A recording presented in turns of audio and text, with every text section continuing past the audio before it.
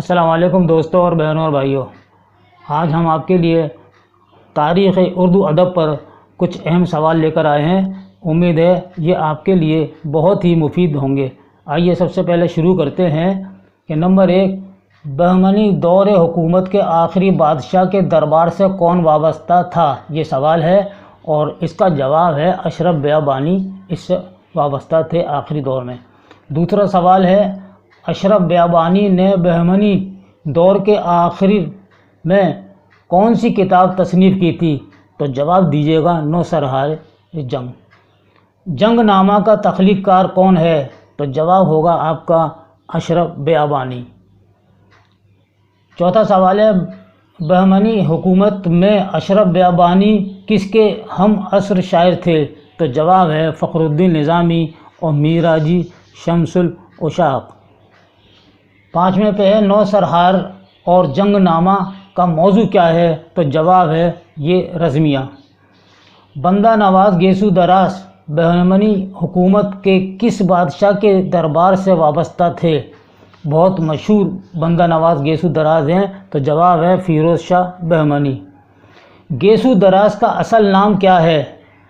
جواب ہے سید خواجہ بندہ نواز گیسو دراز۔ بندہ نواز گیسو دراز کو کن القاب سے سرفراز کیا گیا؟ تو ان کو 3 القاب ملے ہیں، حضرت ابو الفتح، دوسرا صدر الدین، تیسرا ولی الاکبر الصادق القاب آپ کو ملے۔ نواں ہے، گیسو دراز جب اپنی ماں کے ساتھ دکن سے دلی آئے اس وقت ان کی کیا عمر تھی؟ تو جواب ہے 10 سال کی عمر میں آپ دکن چھوڑ کے دلی آئے۔ 10واں سوال ہے، گیسو دراز دلی آ کر کس صوفی بزرگ کے خلیفہ بنے تھے؟ تو جواب ہے خواجہ حضرت نظام الدین اولیاء رحمۃ اللہ علیہ کے خلیفہ بنے۔ 11واں سوال ہے، جب بندہ نواز گیسو دراز کی عمر 16 سال ہوئی تو دلی میں کس کے ہاتھ بیعت کی؟ تو جواب ہے حضرت شاہ نصیر الدین چراغ دلی کے ہاتھ بیعت کی۔ آپ نے اگر ہمارا چینل سبسکرائب نہیں کیا ہے تو عذرائے کرم آج ہی اور اسی وقت ہی اس کو سبسکرائب کر لیں اور ہر ویڈیو کو لائک اور شیئر کریں تاکہ دوسروں کو بھی اس سے فیض حاصل ہو۔ اگلا سوال ہے، بندہ نواز کو گیسو دراز کا لقب کس نے دیا؟ تو جواب ہے ان کے مرشد شاہ نصیر الدین چراغ دلی نے گیسو دراز کا لقب دیا تھا۔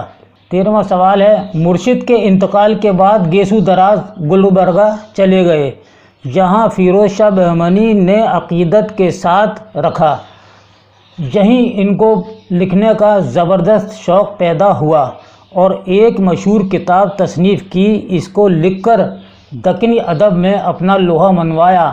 اس کتاب کا نام بتائیے۔ آپ جانتے ہوں گے اس کتاب کا نام بہت مشہور ہے، معراج العاشقین۔ یہ ان کی پہلی نثری کتاب ہے، معراج العاشقین۔ سوال یہ بھی آ سکتا ہے کہ مرشد کے انتقال کے بعد بندہ نواز گیسو دراز کہاں چلے گئے تھے؟ تو آپ جواب دیجیے گا گلبرگہ چلے گئے تھے اور گلبرگہ میں ہی آپ کا انتقال ہوا تھا، وہیں آپ کا مزار شریف بنایا گیا ہے۔ اگلا سوال ہے، گیسو دراز کی اردو ادب میں پہلی نثری کتاب کون سی ہے؟ تو جواب یہی ہے معراج العاشقین۔ یہ ایزن لگا ہوا ہے، معراج العاشقین اردو کی پہلی نثری کتاب ہے۔ گیسو دراز نے دکنی اردو ادب میں کون سی مشہور نظم لکھی؟